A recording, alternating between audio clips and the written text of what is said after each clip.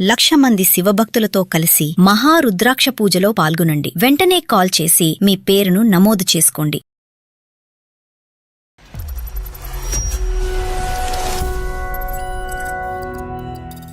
కొడుకు చనిపోయాక కోడలు మారిపోయిందండి. నాకు అసలు బ్రతకాలని కూడా అనిపించట్లేదు. అయ్యో సత్యనారాయణ గారు, చాలా మీ ఇంట్లో జరిగినటువంటి అనర్థాలు. అమ్మగారు చనిపోయి 2 నెలలు అయింది. ఒక విధమైనటువంటి అనొచ్చం అనకూడదు లేదు కానీ ఒక రాజకీయ పోరాటం మొదలైంది మీ ఇంట్లో. ఏం జరుగుతుంది అసలు, మీరు ఏం చెప్పాలనుకుంటున్నారు? అదే డాడీకి అనాథాశ్రమంలో వేసేద్దామని చూస్తుంది అనమాట వదిన. టైం ఉందా, ఎమర్జెన్సీకి వేసేస్తుందా? నాన్న మంచిగా ఉన్నారా? మీ నాన్న మంచిగా ఉన్నాడు నీకు తెలీదా? ఈ మధ్యన ఇదిగా చూస్తున్నావు. మీ నాన్న ఫోన్ లేదా? ఫోన్ చేసి మాట్లాడుకో. శ్రవంతి గారు చెప్పండి, ఎవరు? సుమన్ టీవీ అందమైన జీవితం కార్యక్రమం నుంచి కాల్ చేస్తున్నాము. ఏంటి సుప్రియ, ఎవరెవరు లైన్ లోకి వస్తున్నారు? ఏంటి ఇవి? సత్యనారాయణ గారు ఒక చిన్న ప్రాబ్లం తో మా వరకు వచ్చి సార్, మా ఫ్యామిలీ విషయంలో కలవ చేసుకోవడానికి మీరే వస్తారు అసలు. నాకేం పని పాట లేక ఇక్కడ మీ కుటుంబంలో దూరటం కాదు. మాకు కూడా పని పట్టలేక మేము ఉన్నాం కదా సార్. మాకు చాలా పనులు ఉంటాయి కదా. ఇప్పుడు మీకున్నటువంటి ఇబ్బంది వాళ్ళకు కూడా, వేరే వాళ్ళకి కూడా ఇబ్బంది ఉంది నాకు కాబట్టి. ఇబ్బంది అని నేను రాలేదు కదా సార్. ఎవరైతే ఇబ్బంది వచ్చారో వాళ్ళతో మాట్లాడండి. చాలా అగ్రెసివ్ గా మాట్లాడుతున్నారు. ఒక రెండు- ఒకసారి చెప్పేది వినండి. మీ వాళ్ళకి ప్రాబ్లం వచ్చింది, మీతో మాట్లాడడానికి అయ్యే పరిస్థితులు లేవు కాబట్టి మా వరకు వచ్చారు వాళ్ళు. ఎందుకు వాయిస్ అంత రైజ్ చేస్తున్నారు? ఏమన్నా ఆడపడుచు అనుకున్నారా, లేకపోతే మీ మామగారు అనుకున్నారా కామ్గా ఉండేదానికి?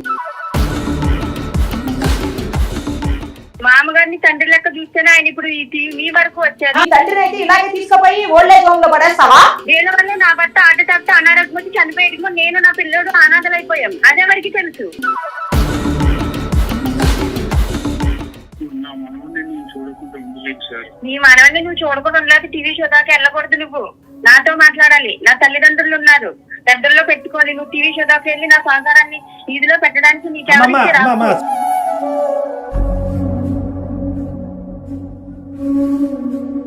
అంత కఠినంగా, కర్కోటకంగా, అంత ఇదిగా మాట్లాడవలసినటువంటి అవసరం లేదు కదా. నీ అభద్రత నీకుంది. ఒక 2 నిమిషాలు వినమ్మా. కిలో కూర్చొని మీరు ఎన్నైనా చెప్తారు. సరే నేను మేడం.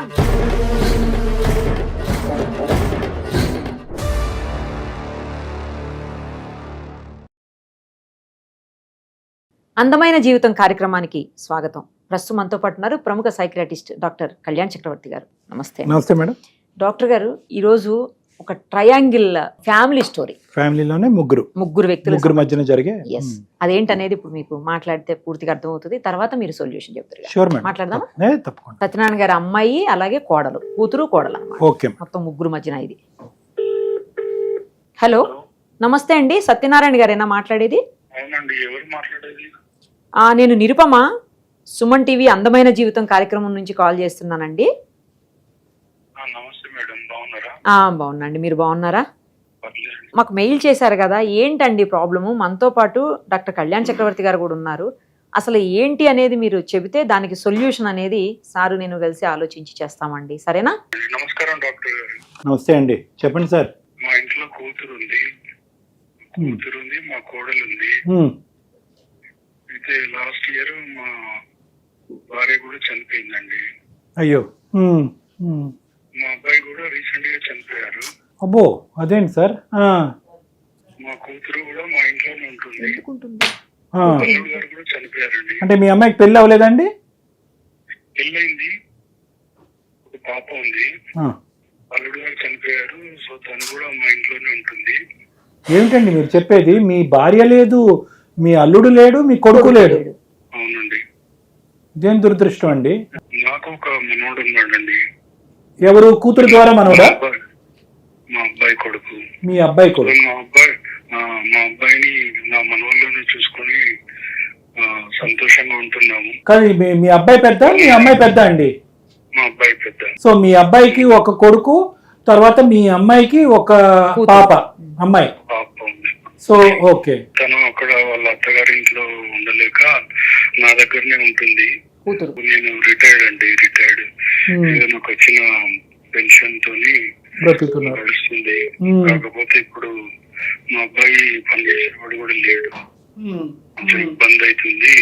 మా కొడుకు ఉన్నన్ని రోజులు బాగానే ఉన్నారు, అంతా కలిసి ఉన్నారు. మా కొడుకు కూడా జరిగిపోయేసరికి కొంచెం ఇబ్బంది అవుతుంది. ఉమ్. మా కోడలకు ఇష్టం లేదు. ఏంటి ఆవిడకి ఏంటండి అంత అయిష్టత మీ కోడలికి? అంటే ఇప్పుడు కొంచెం ఇబ్బంది అవుతుంది కదా ఇంట్లో, ఉమ్. నన్ను ఎక్కడన్నా ఓల్డేజ్ హోమ్ లో జాయిన్ చేయించాలి. ఇక మా కోడలికి నా కూతురు ఇంట్లో ఉండడం కూడా ఇష్టం లేదండి. ఓకే, మీరు వద్దు, ఆవిడ వద్దు, కూతురు కూడా వద్దు. రైట్. ఇల్లు సొంతం ఇల్లేనేమో సార్? మీ సొంత ఇల్లా సార్ ఇది? అవునండి. నా కూతురు ఏంటంటే నాకు నా భార్య కూడా లేదు కదా, నన్ను చూసుకుంటూ అంటుంది ఇక్కడే ఉండి. అన్ని కోడలు చూసుకోలేదు కదండి. నా కూతురు అయితే నన్ను అర్థం చేసుకుంటూ ఇక్కడే ఉంటా అంటుంది. మరి మీ సొంత ఇల్లు కదా, మీ కోడలే బయటికి వెళ్ళి ఎక్కడన్నా ఉండొచ్చేమో మరి. అంటే మన ఇంటికి వచ్చిన ఆడబిడ్డనైతాను, నా కొడుకు లేడు అంతే. అతి మంచితనం. మనస్సు madam, at the end of the day ఇతనికి మనస్సు ఉంది, అందరినీ కలుపుకుని పోవాలని చెప్పి కూతురు ఎక్కడో ఉండలేకపోతున్న అత్తగారి ఇంట్లో అని తెచ్చిపెట్టుకున్నారు. ఇప్పుడు అతని బాధ 2-3 నెలల క్రితం సొంత భార్య చనిపోయింది అనేటటువంటి అర్థం లేనటువంటి ఆ ఆలోచన కూడా ఆమెకు లేదనుకో కోడలకి. తను నన్ను ఇంట్లో నుంచి ఎక్కడికన్నా ఓల్డేజ్ హోమ్ లో జాయిన్ చేయాలని మాట్లాడుకుంటుంటే విన్నాను అంతే. మీరు విన్నారు? ఓకే, మీకు డైరెక్ట్ గా అయితే ఆవిడ చెప్పలేదు కానీ తను వేరే వాళ్ళతో మాట్లాడుతుంటే విన్నాను. అది నాకు చాలా బాధ అవుతుంది. ఇలాగా మా మామగారిని ఇంట్లోంచి బయట పెడితే కనుక బాగుంటుందనే వివరణ ఎవరికి ఇస్తున్నారు ఆవిడ? ఫోన్ లో మాట్లాడుతున్నారు వాళ్ళ ఇంట్లో వాళ్ళతో.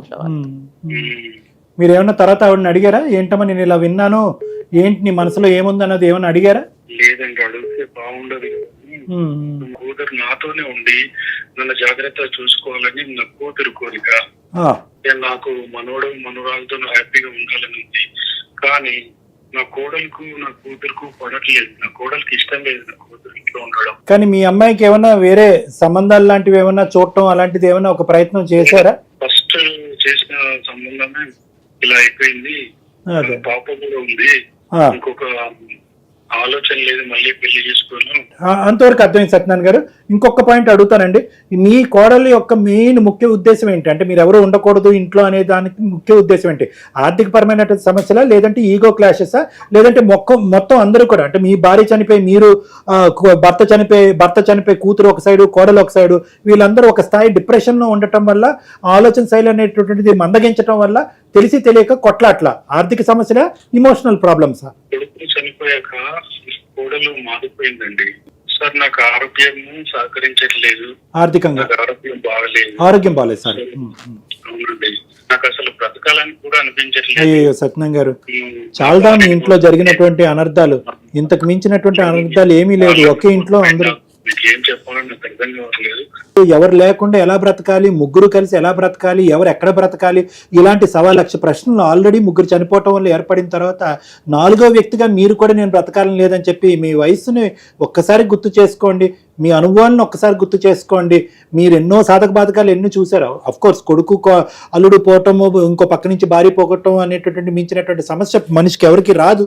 కానీ ఇన్ని సమస్యల్ని ఎదురీదినటువంటి మీరు ఈరోజు ఎంత ఈ విధంగా మీ కోడలు మాట్లాడినా కూడా మీరు ఒక పెద్ద దిగ్గా నిలబడాలి. ఎందుకంటే కనుక ఇక్కడ ఎఫెక్ట్ అయ్యేటటువంటిది కేవలం మీ కోడలు, మీరు, తర్వాత మీ కూతురు కాదు. ఆ పసి ప్రాణాలు ఏవైతే ఉన్నాయో, ఎవరైతే కనుక మీరు ఎలాగైతే కనుక తండ్రి రూపాన్ని మీ మనవడిలో చూసుకుంటున్నాడో, బహుశా మీ మనవడు కూడా మిమ్మల్ని తండ్రి రూపాన్ని మిమ్మల్ని చూస్తున్నాడేమో. అదేవిధంగా ఆ బిడ్డ కూడా, ఎవరు మీ కూతురు బిడ్డ కూడా మిమ్మల్ని తండ్రి రూపాన్ని చూస్తుందేమో. సో ఆ పసి ప్రాణాల గురించి అయినా కూడా కొద్దిగా మీరు ధైర్యాన్ని తెంచుకుని ఈ సమస్యకి మేము పరిష్కారం చూపెడతాం, నేను నిరుపమ మేడం, కొద్దిగా ఓదార్చుకుని మాకు సహకరిస్తే కనుక మీ కూతురుతో ఒకసారి మాట్లాడదాం. ఫస్ట్ మీ కూతురుతో మాట్లాడదాం, అవసరం ఉంటే కనుక కోడలతో కూడా మనం ఫోన్ కలపడానికి ప్రయత్నం చేద్దాం. కలపండి, మీ అమ్మాయికి ఫోన్ కలపండి సత్యనారాయణ గారు. ఓకే సార్, కలుపుతున్నాను. అమ్మాయి పేరేంటండి? మీ కూతురు పేరు? సుప్రియ అండి. మా కూతురు పేరు. మీ అమ్మాయి పేరు సుప్రియ. సంతోషం, కలపండి. The person you are speaking with has put your call on hold. కలిసిందండి. Supriya గారు, నేను నిరుపమ, సుమన్ టీవీ అందమైన జీవితం కార్యక్రమం నుంచి మాట్లాడుతున్నాం. మీ నాన్నగారు మాకు మెయిల్ చేశారు. చెప్పండి. ఇంట్లో ఆయన ఫేస్ చేస్తున్నటువంటి ప్రాబ్లమ్స్ మీద మాతో మాట్లాడడం కోసం ఆయన మెయిల్ చేశారమ్మా. మనతో పాటు డాక్టర్ కళ్యాణ్ చక్రవర్తి గారు కూడా ఉన్నారు. ఒకసారి సరే, సార్తో సరే. మాట్లాడండి అమ్మా. అమ్మ సుప్రియ నమస్తే అమ్మా. నమస్తే సార్. పూర్తి స్థాయి కాండోలెన్స్ అమ్మా. మాకు అంటే ఇంట్లో జరిగినటువంటి సంఘటనలు ఒకదాని తర్వాత ఒకటి చాలా బాధాకరం. అంటే మేము చాలా సందర్భాల్లో ఇలాంటి కేసెస్ చేసాం, కానీ ఎక్కడో చనిపోవటం ఏదో జరగటం అనేది చాలా సందర్భాల్లో చూసాం, కానీ ఒకదాని వెంట ఒక క్యూలో ఒకే ఫ్యామిలీలో ఉండేటటువంటి చిన్న వయసు ఉండేటటువంటి ఇద్దరు అబ్బాయిలు, మీ బ్రదర్ అవనియండి, మీ వారు అవనియండి, లేదంటే పెద్ద వయసు ఉన్నటువంటి మీ అమ్మగారు అవనియండి, ఆవిడ కూడా ఎంత పెద్ద వయసు ఉంటుందిలేండి, అందరూ ఒకరి తర్వాత ఒకరు చనిపోవటం అనేది చాలా బాధాకరం. అయితే ఇటువంటి పరిస్థితుల్లో సహజంగా మనం అందరం ఎక్స్పెక్ట్ చేసేది ఏంటంటే ఫ్యామిలీ మెంబర్స్ అందరూ కూడా ఒకే ఐకమత్యంతో ఉండాలని అంటాం. అమ్మగారు చనిపోయి 2 నెలలు అయింది. ఒక విధమైనటువంటి అనొచ్చో అనకూడదు లేదు, కానీ ఒక రాజకీయ పోరాటం మొదలైంది మీ ఇంట్లో. ఏం జరుగుతుంది, అసలు మీరు ఏం చెప్పాలనుకుంటున్నారు? అదే సార్, ఎవరికి వాళ్ళు తగిలిందో తెలియదు, మా బతుకులన్నీ ఇలా అయిపోయాయి. ఏంటమ్మా అసలు వదిన ఏం కోరుకుంటుంది, మీరేమంటారు? అనాథాశ్రమంలో వేసేద్దామని చూస్తుంది అనమాట వదిన. టైం ఉందా, ఎమర్జెన్సీగా వేసేస్తుందా? మరి ఇప్పుడు అంత అర్జెంట్గా ఇతన్ని బయట వేయాలి అనే ఉద్దేశం ఆవిడదా, లేదంటే ఆవిడ బ్రెయిన్ లో ఎవరన్నా నాటారా? అంటే అతనికి వేసేసి నాకు అర్జెంట్ గా పెళ్లి చేసేసి పంపించేద్దామని చూస్తుంది సార్. సో ఎవరు వద్దు, అందరినీ ఇలాగ ఊడ్చేసి ఇంట్లోంచి బయటకు మెడపట్టుకుని నెట్టేసి ఆవిడ ఏం చేద్దాం అనుకుంటుంది ఆ ఇంట్లో? ఆస్తుల గురించి పంపించేద్దామని చూస్తుంది సార్. ఆస్తులు అన్ని. అదేనా కారణం? అదే సార్. మీ అన్నయ్య ఉండగా మీ వదిన ఎప్పుడైనా కానీ మీతో కానీ నాన్నగారితో కానీ ఇంకో విధంగా ప్రవర్తించిందా? అప్పుడు అన్యోన్యంగా మీ ఇద్దరు హ్యాపీగానే ఉండేవారా? బానే ఉండేవాళ్ళం సార్. అప్పుడు బానే. సో ఇదంతా బ్రదర్ చనిపోవటం, బ్రదర్ తర్వాత అమ్మ చనిపోవటం, తర్వాత ఈవిడికి ఏదో ఒక స్వార్థం అనేటటువంటి పురుగు బ్రెయిన్ లో కూర్చోవటం, ఆశ, కోరిక, ఇంకేమంటే అవి. దానివల్ల ఏంటంటే నిన్ను ఒక డైరెక్షన్ లో, మీ నాన్నగారిని ఒక డైరెక్షన్ లో పంపిద్దామని డిసైడ్ అయింది, అంతేనా? అవును సార్. సో ఇప్పుడు మీరేమంటారమ్మా, మీరేం చెప్పాలనుకుంటున్నారు? దాన్ని బట్టి మీ వదిన గారితో ఒకసారి ఫోన్ లో మాట్లాడదాం, ఆవిడ ఉద్దేశం ఏంటో తెలుస్తుంది. మీరేం చెప్పాలనుకుంటున్నారు? అందరం కలిసి ఉండాలనే నా కోరిక సార్. లేకపోతే వదిలేస్తే నేను చూసుకుంటాను మా డాడీని. నేను కూడా జాబ్ చేస్తున్నాను. నువ్వు జాబ్ చేస్తున్నావు ఇప్పుడు? రీసెంట్ గానే జాయిన్ అయ్యాను. ఓకే, రీసెంట్ గా జాయిన్ అయ్యాను. సరే, ఇంకొక ప్రశ్న అడుగుతానమ్మా. అంటే ఇలాగ మాట్లాడచ్చో లేదో నాకు తెలీదు. ఒకప్పుడు నాన్నగారిని ఇంట్లో ఉంచుకోవాలి అని అనుకుంటే, అంటే వాళ్ళ మామగారిని ఇంట్లో ఉంచుకోవాలి అని అనుకుంటే, సుప్రియ ఇంట్లో ఉండకూడదు అనే కండిషన్ మీ వదిన గారు పెడితే కనుక, నువ్వు ఉద్యోగం చేసుకుంటున్నావు కాబట్టి నీ కూతురుతో పాటు నువ్వు ఎక్కడన్నా దగ్గరలోనే ఎక్కడన్నా వెళ్ళి ఉండటానికి అవకాశం ఉందా? నాన్నగారికి మేము సముదాయించుకుంటాం, ఎందుకంటే అతను కూతురు కోడలు ఒకే చాటు ఉండి పెట్టుకోవటం అనేది కూడా కొంతవరకు మంచిది కాదు. అశాంతి ఉంటుంది, ప్రశాంతత ఉండదు. మా వదినతో అంటే మరి మేము వెళ్ళిపోయే ముందు మరి మా డాడీని అయితే ఇప్పటి వరకు చూసుకునేది కాదు. నేనే ఇంకా ఉన్నప్పుడే చూసుకోలేదు, లేనప్పుడు నేను వెళ్ళిపోతే ఇంకెలా చూస్తా చెప్పండి సార్. అది పాయింట్. అందరం కలిసి ఉండాలి, లేకపోతే సపరేట్ అయిపోతే ఇల్లు మొత్తం మా నాన్న అందరికీ పంచేలా చూడమని. సో మీరు చెప్పేది ఏంటంటే వీలైనంత వరకు కలిసి ఉండటం అనేది మీరు ఇష్టపడుతున్నారు. ఎందుకంటే కనుక మీరు బయటకు వెళ్తే కనుక మీ వదిన గారు మీ నాన్నగారిని ఏ పద్ధతిలో చూస్తారనేది అనుమానం మీకు ఉంది కాబట్టి అది నెంబర్ 1. నెంబర్ 2 ఏంటంటే ఒకప్పుడు విడిపోయి ఎవరి దిక్కున వాళ్ళు వెళ్ళేటట్టు అయితే కనుక ఒక ఛాలెంజ్ అయితే కనుక మీ వదిన గారి మీద మమ్మల్ని సంధించమంటారు. ఏంటంటే కనుక నాన్నగారి కష్టార్జితం అందరికీ సమపాలల్లో పంచివ్వాలని. అవును సార్. రైట్ అమ్మ, ఇదంతా బాగానే ఉంది వినటానికి. నేను ఒకటైతే మీకు చెప్తున్నా, వీలైనంత వరకు కుటుంబాన్ని అందరినీ కలిపేటటువంటి ప్రయత్నమే చేద్దాం. ఓకే, వదిన ఒక్కసారి అర్థం చేసుకోండి, ఆలోచించుకోండి. ఎవరికి వాళ్ళు ఒక భాగస్వామిని పోగొట్టుకున్నారు మీ ఇంట్లో. మీరు మీ భర్త, ఆవిడ భర్త, మీ నాన్నగారు ఏమో వచ్చి వాళ్ళు. సో అందరూ కూడా ఒక విధమైనటువంటి ఒక డిప్రెషన్ అనే మానసిక వేదనతో ఉన్నారు అనేది నా బలమైన అభిప్రాయం. ఈ మాత్రం ఎవరికైనా అర్థం అవుతుంది. ఎందుకంటే ఒక డెత్ని రిజాల్వ్ అయ్యి బయటపడటమే చాలా కష్టం. 3 డెత్లు చూడాలి అంటే కనుక అది ఎవరికైనా జీర్ణించుకోలేనటువంటి అంశం. ఇటువంటి సందర్భంలో మనం ఎవరికైనా ఏమని చెప్తామంటే కనుక పెద్ద పెద్ద నిర్ణయాలు తీసుకోకండి. ఇమోషన్స్తో తీసుకునేటటువంటి నిర్ణయాల వల్ల జీవితాంతం తర్జన భర్జనకు లోనవుతారు, చాలా భావోద్రేకాలకి బాధలకి లోనవుతారు. మన తర్వాత జనరేషన్ కూడా ఒక ఛాలెంజ్లో నెట్టినటువంటి వాళ్ళు అవుతారు, ప్రత్యేకంగా మీ అమ్మాయి కానీ మీ యొక్క వదిన గారి కొడుకు కానీ. కాబట్టి ఫస్ట్ మీకు కానీ మీ నాన్నగారికి కానీ చెప్పేది ఏంటంటే ఇమోషనల్గా కామ్ డౌన్ అవ్వండి ఫస్ట్ అనేది మీకు, మీ నాన్నగారికి, మీ వదిన గారికి కూడా సర్ది చెప్పేటటువంటి ప్రయత్నం నా వంతుగా నేను ప్రయత్నం చేస్తాను. ఇమోషనల్గా సెటిల్ అయిన తర్వాత ఆలోచన అనేది పెంపొందించబడుతుంది. ఈ డిప్రెషన్లో ఎవరికి సరైనటువంటి సమపాలలో ఉండేటటువంటి ఆలోచించగలిగేటువంటి ఆలోచనలు ఉండవు. ఎందుకంటే నేను ఎందుకు ఈ మాట అంటున్నాను అంటే, వదిన గారితో మాట్లాడక ముందే చాలా కాలం ఎన్నో సంవత్సరాల పాటు ప్రయాణం ఆ ఇంట్లో సాఫీగా జరిగింది. ఏం గొడవలు లేవు. అత్త కోడళ్ళు గొడవలు, లేదంటే మామగారు కోడళ్ళు గొడవలు, లేదంటే వాళ్ళిద్దరు వర్సెస్ వీళ్ళిద్దరు గొడవలు, ఇవేమీ లేవు. ఒక మనిషి లేనప్పుడు సడన్ గా ఈ ఆలోచనలు ఎందుకు వచ్చినాయి అమ్మాయికి? సరేనమ్మా, ఒక పని చేద్దాము, మీ వదిన గారికి ఒకసారి ఫోన్ కలపండి అమ్మా, మన ముగ్గురం కలిపి మాట్లాడుకుందాం, మనందరం కలిపి. Okay sir. రైట్, మీ వదిన గారి పేరు? సెవెంటీ. రైట్, కలపండి అమ్మా. The person you are speaking with has put your call on hold. Hello, వదినా, చెప్పు. నాన్న మంచిగా ఉన్నారా? మీ నాన్న మంచిగా ఉన్నాడు నీకు తెలీదా?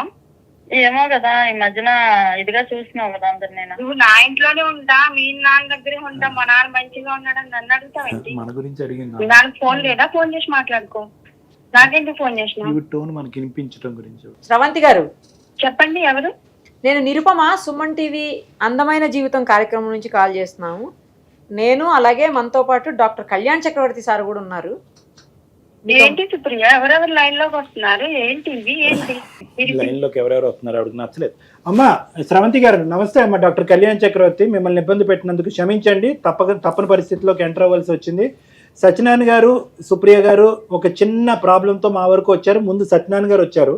అంటే ఏంటంటే కనుక సార్, నాకు ఈ వయసులో చాలా బాధాకరం. అంటే ఆఫ్ కోర్స్ మా ఫ్యామిలీ ఇష్యూలో కలర్ చేసుకోవడానికి మీరెవరు?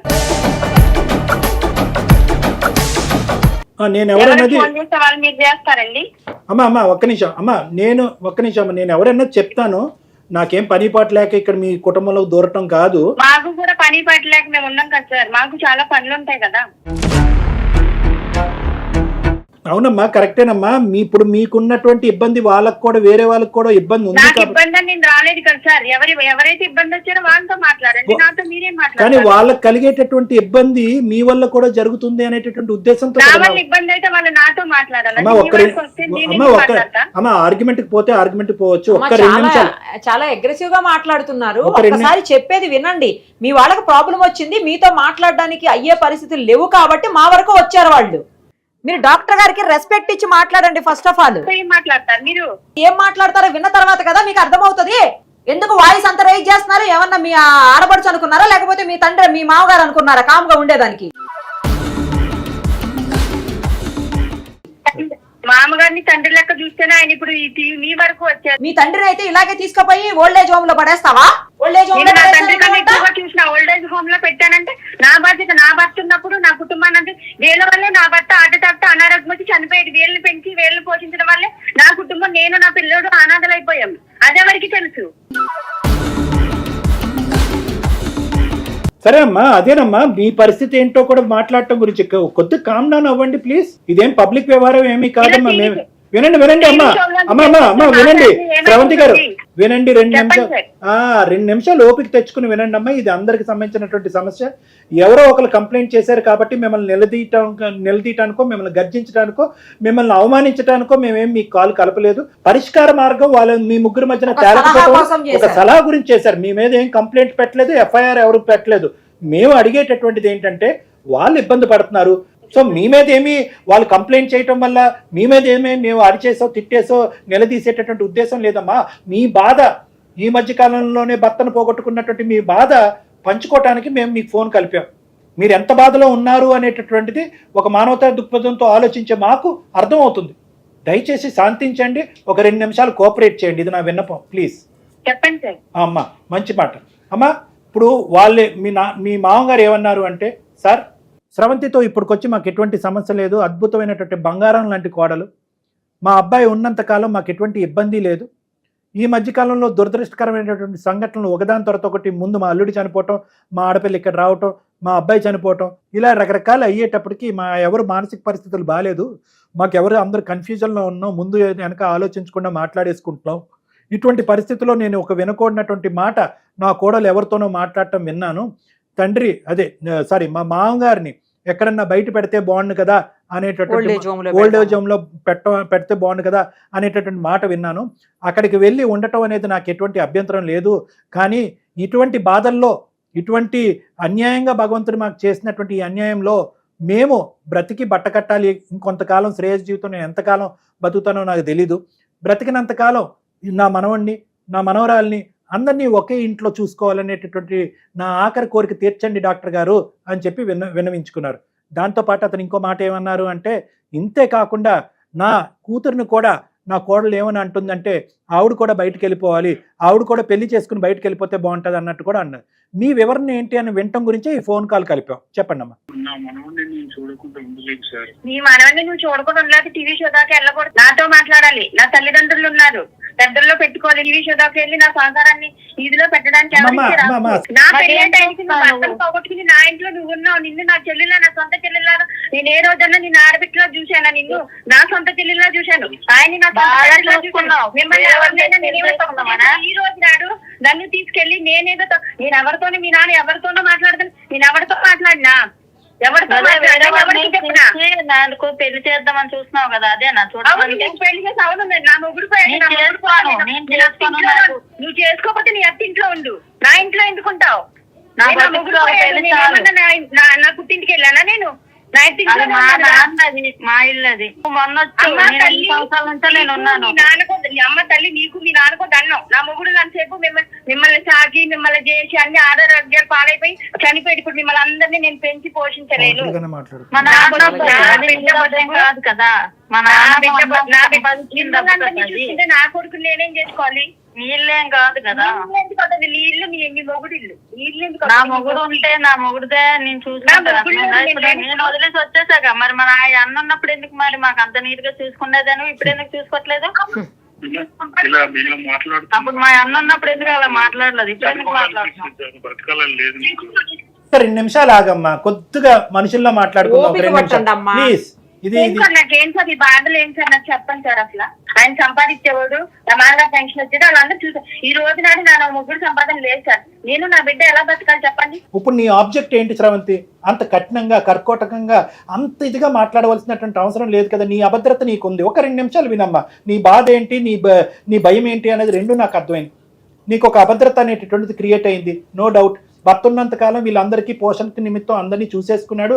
ఆ అమ్మాయి ఏమొచ్చి భర్తను పోగొట్టుకుని వస్తే కనుక అత్తగారి ఇంట్లో ఉండకుండా ఆ అమ్మాయి ఇక్కడ పాపతో పాటు వచ్చేసి ఆర్థిక భారాన్ని లేపింది. ఇప్పుడేమొచ్చి అతని పెన్షన్ మీద మేము బతకాలి, నాకంటూ ఒక ఉద్యోగం లేదు, నా కొడుకు దిక్కెవరు, దివానా ఎవరు, ఈ విధంగా ఒక అభద్రత నీ మనసులో ఉంది అనేటటువంటిది నాకు అర్థం అవుతుందమ్మా. ఆ ఇన్సెక్యూరిటీ వల్లే నువ్వు ఇంత కోపంగా మాట్లాడుతున్నావు నాకు తెలుసు. ఎందుకంటే అంతకు ముందు పువ్వుల్లో పెట్టుకుని చూసుకున్నావు కదా. ఇందాక మీ సుప్రియ అంది, మా అన్న ఉన్నప్పుడు అంత బాగా చూసుకున్న దానివి ఇప్పుడు వీళ్ళందరూ చనిపోయాక నువ్వు ఎందుకు ఇలా ప్లేట్ ఫిరాయించి ఇలా మాట్లాడుతున్నావు అని అందు కదా అమ్మాయి. అంటే దీని అర్థం ఏంటంటే నీలో కూడా ఒక మానవ గుణం ఉంది, ఒక మంచి ఆలోచన ఉంది, ఒక మంచితనం ఉంది. ఎటొచ్చి భర్త చనిపోయినటువంటి బాధలో అవనివ్వండి, లేదంటే ఆర్థికపరమైనటువంటి అభద్రత వల్ల అవనివ్వండి, ఫ్యూచర్ ఏమవుతుంది అనేటటువంటి ఒక కన్ఫ్యూజన్లో అవనివ్వండి, మీరు ఇలా మాట్లాడుతున్నారని నాకు అర్థం అవుతుంది. అందుగురించే మీరు ఇందాక అంత గట్టిగా నా వైపు మాట్లాడినా కూడా నేను శాంతియుతంగా మాట్లాడాను. ఎందుకంటే కనుక భర్తను పోగొట్టుకునే బాధలో మీరు ఉన్నారు కాబట్టి. సో ఆ విధంగా మీరంటే నాకు ఒక బాధ వస్తుంది. ఇంకో విధంగా కోపం ఎందుకు వస్తుంది అంటే కనుక ఇక్కడ మీరు భర్తను పోగొట్టుకుంటే అతను కొడుకును పోగొట్టుకున్నాడు, ఆ అమ్మాయి ఒక అన్నయ్యను పోగొట్టుకుంది. మరి ఆ యాంగిల్ కూడా మనం ఆలోచించాలి కదమ్మా శ్రవంతి. ఆ పెద్ద ఆయనకి ఇంకా భార్య, కొడుకు, అందరికి మేడం, అందరికి మేడం. అంటే ఈమె కంటే ఇంకెక్కువ కదా సార్. అదే అందరికీ ఏ విధంగా ఇలా క్యాలిక్యులేటెడ్ పర్మిటేషన్స్ అండ్ కాంబినేషన్స్ పోతే కనుక నీకు ఒక బాధ, వాళ్ళకి 2 బాధలు, అతనికి 3 బాధలు, అందరికీ కలిపి 4 బాధలు, ఇలా అందరికీ బాధలు ఉన్నాయి. అందరూ బాధలోనే ఉన్నారు. అయితే వాళ్ళ తల్లిదండ్రులు చూసుకుంటారు సార్. నాకు ఎవరున్నారు? మా తండ్రి తప్ప ఇంకా నాకు ఎవరున్నారు చెప్పండి సార్. మా తల్లిదండ్రులు చూసుకుంటే నేనేం నా తల్లిదండ్రుల మీద పడి నేను చెందుతున్నా. ఈ మొగుడింటికి వెళ్ళి నేను నిన్నేమనట్లా. నువ్వు నీ కూతురికి నీకు పెట్టి పోషించాలంటే నా వల్ల అవ్వదు. అమ్మమ్మ శ్రవంతి, మళ్ళీ ఆ పాయింట్కి వెళ్ళకమ్మా దయచేసి. నువ్వు కొద్దిగా మానవత్వం మాట్లాడు, నెమ్మదిగా మాట్లాడు, మర్యాదపూర్వకంగా మాట్లాడు. అందరూ మానసిక వేదనలోని బాధలోనే ఉన్నారు. ఒక్కసారి ఆలోచించండి సార్. మీరు నా బాధ కూడా వినండి సార్. చెప్పండి అమ్మా, నేను వినటానికే కదా మీకు చేసింది సార్. ఆమె ఏమన్నా నా తల్లిదండ్రులు ఉన్నారంటే నేను తల్లిదండ్రులు తప్పు మాట్లాడండి. అది తల్లిదండ్రుల దగ్గర నేను లేను సార్. ఎన్ని కష్టాలున్నా మీరేమొచ్చి మీ అత్తమామల దగ్గర ఉండలేక మీరు వచ్చారు, ఆ అమ్మాయి ఏమో వచ్చి ఎక్కడికి పోలేక ఆ అమ్మాయి ఇక్కడ ఉంది. ఎవరు అవసరాలు కొద్దీ ఆ బాధలో అందరూ ఇక్కడ ఉన్నారు. మీ ముగ్గురు ఇక్కడ ఆడుకులం చూస్తేనే కదా సార్ ఏదైనా జరుగుతుంది. ఏం తక్కువ చేసినా పెళ్లి చేసి పంపించేస్తాను అన్నాను కదా. అర్థం కాదు, మ్యారేజ్ వద్దన్నాను కదా నేను. అమ్మా శ్రవంతి, బతకండి. అమ్మ తల్లి నీకు మాత్రం వద్దు. నా జీవితానికి ఒక పెళ్లి చాలు, ఒక ఈ బతుకు ఆల్రెడీ పోయింది నాది చాలు, ఇంకెందుకు ఎన్నిసార్లు చేసుకోమంటావు? అమ్మమ్మ చిచి అసలు ఈ సంభాషణ చాలా చండాలంగా ఉంది. ఆవిడ ఎప్పుడు పెళ్లి చేసుకోవాలని డిసైడ్ చేసేది నువ్వెవరమ్మా శ్రవంతి? నువ్వు చేసుకుంటావా వేరే పెళ్లి? నేను సార్ ఒక్క మాట, సార్ ఒక్క మాట. నువ్వు చేసుకుంటావా చెప్పు. ఓకే నీకు నువ్వు చెప్పాల్సిన అవసరం లేదు ఆమె ఎప్పుడు పెళ్లి చేసుకోవాలని అంటున్నారు. ఓకే సార్, కరెక్ట్ పాయింట్ మీరు మాట్లాడారు. ఓకే, నా వెర్షన్ వినండి సార్. ఇప్పుడు ఓకే, మరి ఇప్పుడు నేనెందుకు చూడాలి? ఆమె ఎప్పుడు పెళ్లి చేసుకోవాలో చెప్పలేనప్పుడు నేనెందుకు చూడాలి? ఏంటమ్మా ఏంటమ్మా నేనెందుకు చూడాలి? నాకు అంత రైట్స్ లేనప్పుడు నేనెందుకు ఆమె నా ఇంట్లో పెట్టుకుని నేనెందుకు చూడాలి?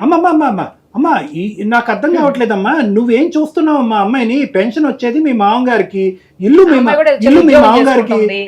ఆమె కూతురుని సార్ పెన్షన్ అంటే ఎంత వచ్చేస్తుంది సార్? ఆయన మందులకి ఆయనకే సరిపోదు సార్. అమ్మా ఆవిడ పోషణ నిమిత్తం మీరేమి ఇస్తున్నారు? మీ మామగారు పోషణ నిమిత్తం మీరేమి ఇస్తున్నారు? వాళ్ళ ఇంట్లోనే మీరు ఉంటున్నారు. ఈ ఇల్లు ఎవరిది? మా ఇంట్లో నేనంటే నా మొగుడు ఇంట్లో నేను ఉంటున్నాను సార్. నా మామగారు రాసి నా మొగుడిది, నా మొగుడు రాసి నా కొడుకు సార్. నేను ఎవరిది అప్పనంగా నేను తినట్లేదు, అప్పనంగా నేను ఎవరు ఇంకా ఆమె వచ్చి అప్పనంగా నా ఇంట్లో ఉంటాను సార్. పెళ్లి అయిపోయిన ఆడదానికి అత్త మామూలు ఇల్లే కదా సర్వస్వం. శ్రవంతి గారు ఒక మాట వినండి, అది మీ మామగారి కష్టార్జితం, అవునా కాదా ఇల్లు? అవును కదా, లీగల్ గా చెప్పండి మేడం. కష్టార్జితం. నేను అడ్వకేట్ కూడా. ఆయన కష్టార్జితం అయినటువంటి ఇల్లు లేదా ఆస్తి ఆయన కూతురుకు రాసుకోవచ్చు, కొడుకు రాసుకోవచ్చు, మనవాళ్ళకి రాసుకోవచ్చు, మనవరాళ్ళకి రాసుకోవచ్చు. లేదంటే వినండి, మొదట వినండి, వినటం నేర్చుకోండి. ఫస్ట్ మాట్లాడటమే కాదు, వినాలి కూడా. వినండి అమ్మా. మీరు ఎన్నైనా చెప్తారు సరే లేదు మేడం. ఆయన ఎవరికైనా రాసుకోవచ్చు ఆ ఆస్తిని, ఆ అనాథ శరణాలయానికి కూడా రాసుకోవచ్చు. ఆయన ఇష్టం, అది ఆయన స్వార్జితం. అది నీ భర్త సంపాదించిన ఆస్తి కాదు కదా, ఆయన స్వార్జితం కదా అది. లేదంటే తాత ముత్తాతల నుంచి వచ్చిన ఆస్తి కూడా కాదు కదా. ఆయన ఆస్తి నా మొగుడు ఆస్తి, నాకు మనోడు ఆస్తి అని అంటావేంటి?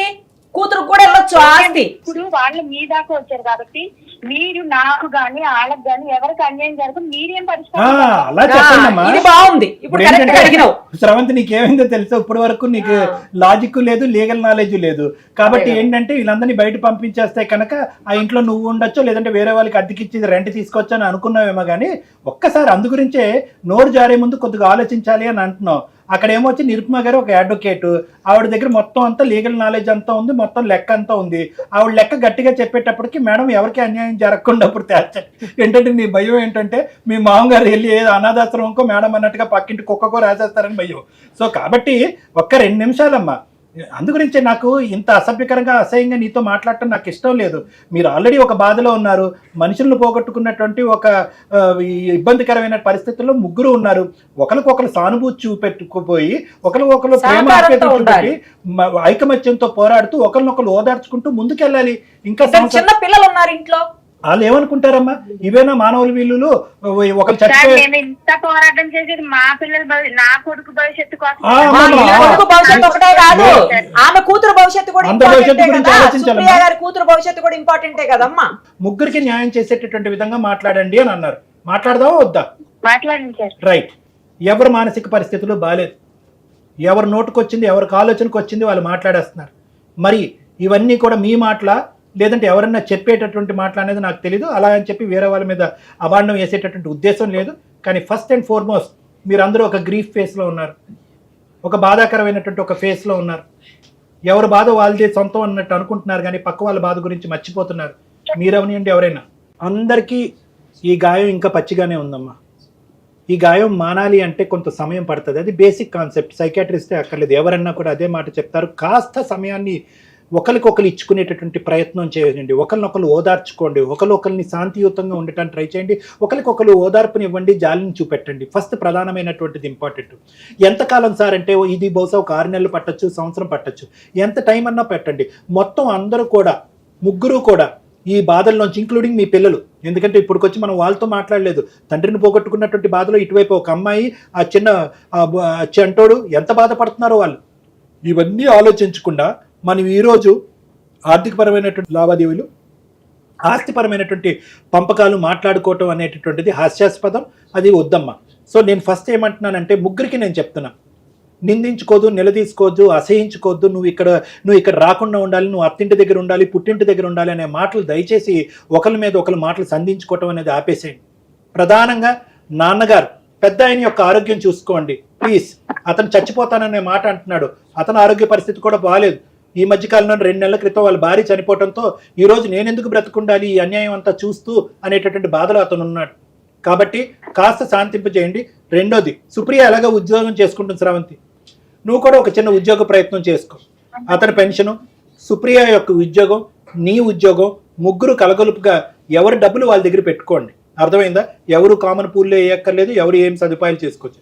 ఎవరు ఎంత పోషణ నిమిత్తం అంటే ఇంటిల 10 పోషణ నిమిత్తం ఎంత పర్సెంటేజ్ కాంట్రిబ్యూట్ చేస్తారు అనేటటువంటిది నెక్స్ట్ నా క్లినిక్లో మనం కలిసినప్పుడు ఒక అండర్స్టాండింగ్కి వద్దాం. ఓకే, ఆ కాంట్రిబ్యూషన్ వరకే. ఇప్పుడప్పుడే కూడా ఎవరు కూడా, స్రవంతి నీకు ప్రత్యేకంగా చెప్తున్నాను, ఆ అమ్మాయికి పెళ్లి చూపులు చూడాలనే ఉద్దేశంతోనో పెళ్లి చేయాలనేటటువంటి ఉద్దేశం అనేటువంటిది కరెక్ట్ కాదు. ఆ అమ్మాయి ఇప్పటికీ కూడా భర్తను పోగొట్టుకున్న బాధలో ఉన్నప్పుడు పెళ్లి చేయడానికి మీరెవరు, నేనెవరు? ఆ అమ్మాయికి ఆ ఉద్దేశం ఆలోచన వచ్చినప్పుడు ఆ అమ్మాయి పెళ్లి చేసుకోవాలని అనుకుంటే కనుక చేసుకుంటుంది, లేదంటే ఆ బిడ్డను తీసుకుంటూ జీవితాంతం అలా ఉంటుంది. నెంబర్ 1. నెంబర్ 2 ఏంటంటే, ఆ అమ్మాయి వెళ్ళి వాళ్ళ అత్తాల ఇంట్లో ఉండేటటువంటి ప్రసక్తే లేదు. అక్కడ పరిస్థితులు బాలేక, అక్కడ జ్ఞాపకాలు బాలేక ఆ అమ్మాయి పెట్టి బేడ సర్దుకుని ఇక్కడ హ్యాపీగా 2-3 సంవత్సరాలు బట్టి ఇక్కడే ఉంటుంది. ఈరోజు ఆ అమ్మాయిని బయట పొమ్మంటం అనేది చాలా అన్యాయమైనటువంటి అంశం. మూడోది, మీ మామగారు, అమ్మ అతనికి ఉన్నటువంటి ఏకైక ఆశ ఏంటంటే కొడుకుని పోగొట్టుకున్న బాధని మనవాళ్ళలో చూసుకుంటున్నాడు. అంతకు మించి అతనికి ఆశలు కోరికలు ఏమీ లేవు. మీ ఆస్తి అతను ఎత్తుకుని వెళ్ళిపోదామనే ఉద్దేశం లేదు, దాన్ని ఒక అనాథాశ్రమంకి ఇవ్వాలనేటటువంటి ఉద్దేశం కూడా లేదు. అతనికి ఏదో ప్రతిరోజు మీరు పంచపక్ష పరవణాలతో పెట్టాలి అనే ఉద్దేశం కూడా లేదు. అతనికి కేవలం ఈ ఆఖరి లాస్ట్ ఫ్యూ ఇయర్స్లో ప్రేమ ఆప్యాయతల మధ్యన ఒక మానసికంగా ఆరోగ్యమైనటువంటి వాతావరణంలో అతను బతకాలి అని అనుకుంటున్నాడు. అదే అతని చివరి కోరిక. అది ప్రసాదించడానికి ట్రై చేయండి. మీరు ఉద్యోగం చేసుకోండి. ఆస్తి తగాదాల గురించి, ఆస్తి పంపకాల గురించి ఇప్పుడు మాట్లాడద్దు. అది కాంప్లికేట్ చేసుకోవాలి అనుకుంటే చాలా కాంప్లికేట్ అయిపోతుంది. అది లీగల్గా డ్రాగ్ చేసుకోవాలనుకుంటే లీగల్గా వెళ్ళిపోతుంది. అది కొన్ని సంవత్సరాల పాటు మీరు కోర్టుల చుట్టూ తిరగాలి. సానుకూలమైనటువంటి వాతావరణంలో అందరూ నవ్వుతూ ఎవరికి న్యాయం, ఎవరికి అన్యాయం జరగకుండా, అంటే న్యాయం అందరికీ జరిగి ఎవరికి అన్యాయం జరగకుండా అందరూ చక్కగా అది అవకాశం వచ్చినప్పుడు అది పంచుకోవటం మంచిది అనేది నా అభిప్రాయం. అప్పటి వరకు మీరు ఉద్యోగం మీరు చేసుకోండి, తన ఉద్యోగం తను చేసుకుంటారు. నాన్నగారు ఏమొచ్చి చక్కగా మనవడు మనవరాలతో హ్యాపీగా ఉండటానికి ట్రై చేస్తారు. అతని ఆరోగ్యానికి మీ ఇద్దరు కూడా సహకరించండి.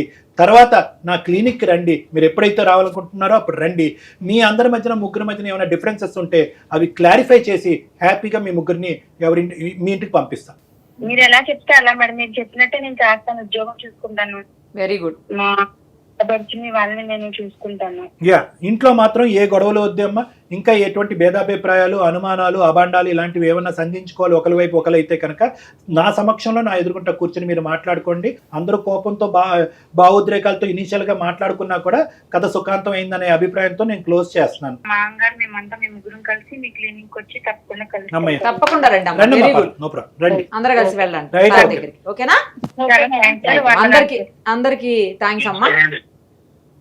రైట్ అండి. Thank you sir. మంచి హ్యాపీ ఎండింగ్ సార్. అసలు అమ్మాయి ఏంటి సార్ అంత అగ్రెసివ్ గా అయిపోయింది.